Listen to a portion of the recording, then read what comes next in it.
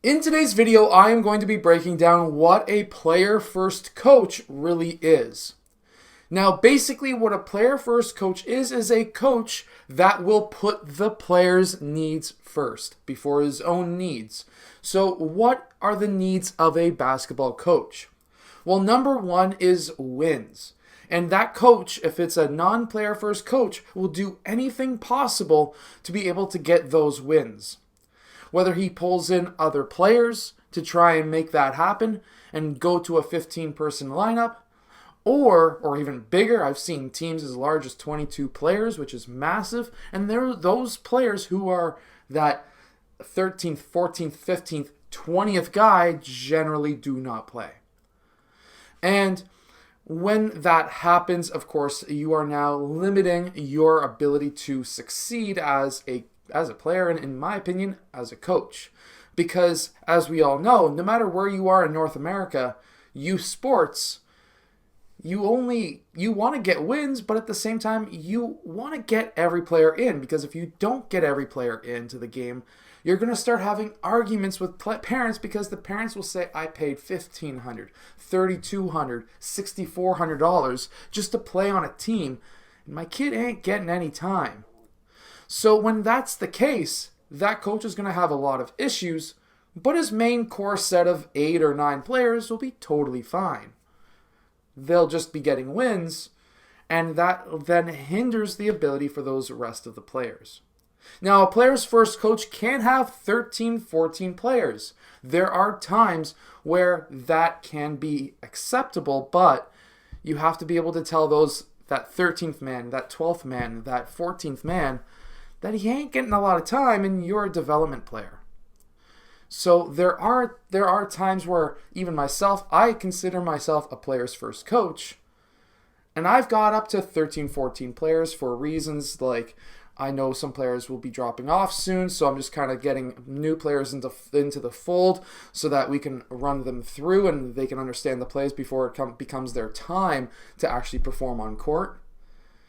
There are times like that I've even faced, and it's tough getting those 13, 14 guys onto the court.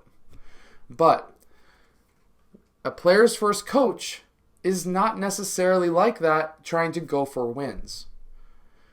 A player's first coach is trying to go out there and help every player on his team. He may crack a lot of jokes, but the one thing that he will generally not do is curse at the players.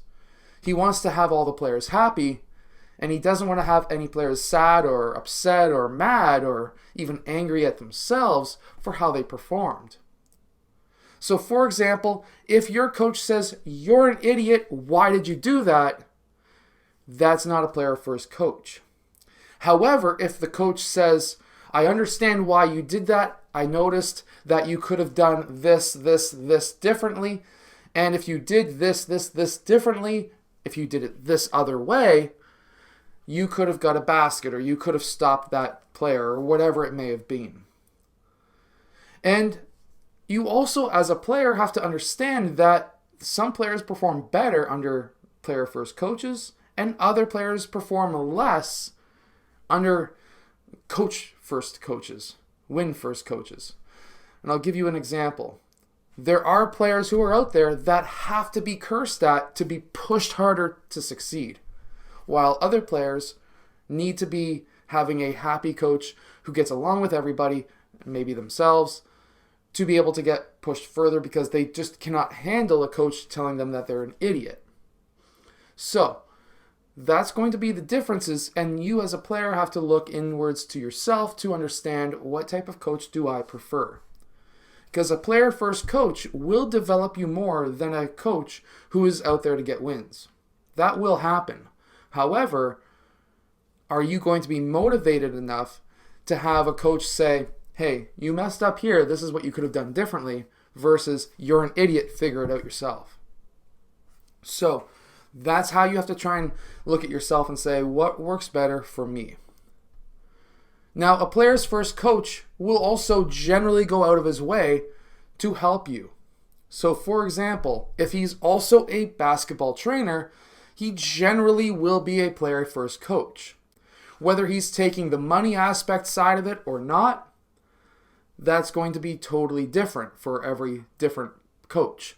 So for example, some trainers will become coaches so that they can get more clients.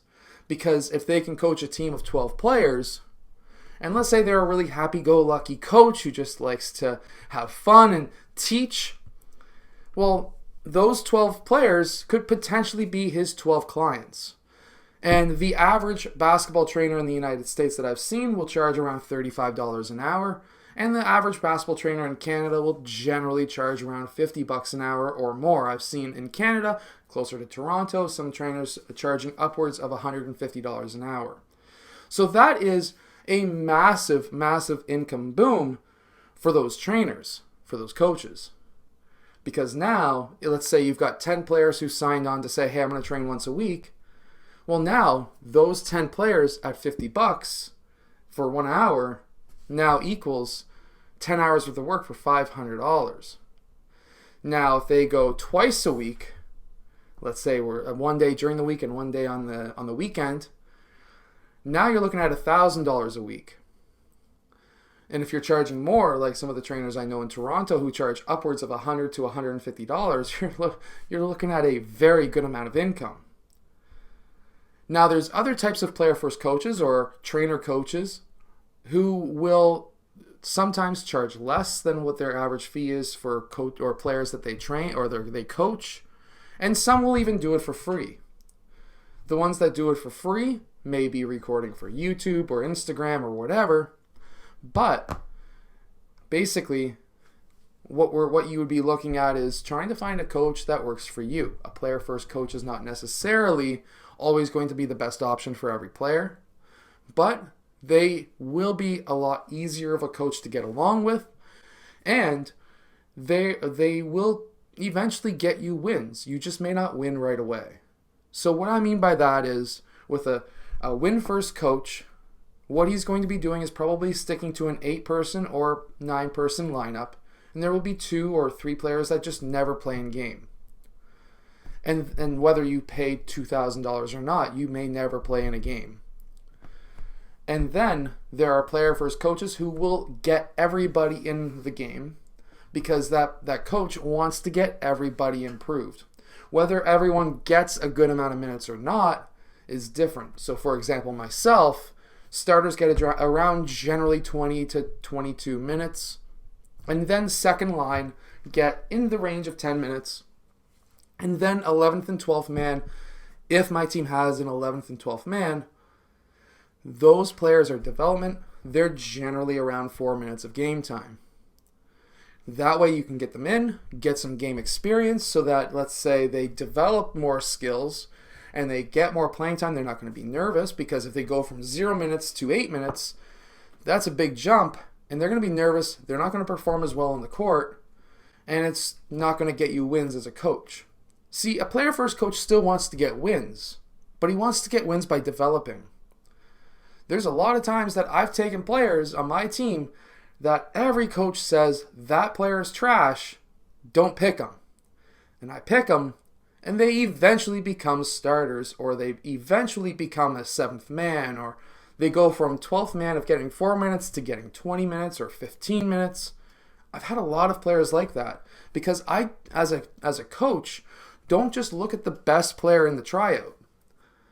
For my top 10 players, I'm looking at the 10 best options to be able to win.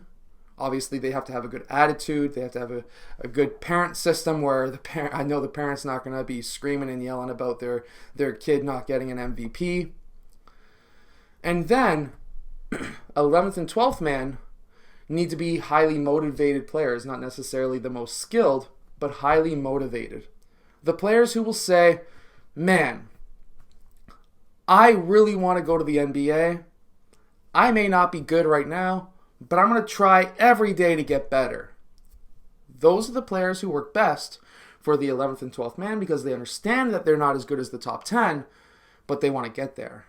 And those are the players that you want in the 11th and 12th spot, in my opinion. Anyways, this is my take on what a player-first coach is. He's not going to be the most hardest on the players. He's probably not going to make them run as much. What he's going to do is to teach you skills and keep it fun. And by keeping it fun and teaching you skills, he's hoping that those skills that he teaches you get incorporated into game action so that they can eventually get some wins and take down all of the top teams or those win first coaches. Because I've seen it happen. It's happened to my teams before. Anyways, I hope that you've enjoyed today's video. If you have, hit that like button, subscribe, and I'll see you guys again next time.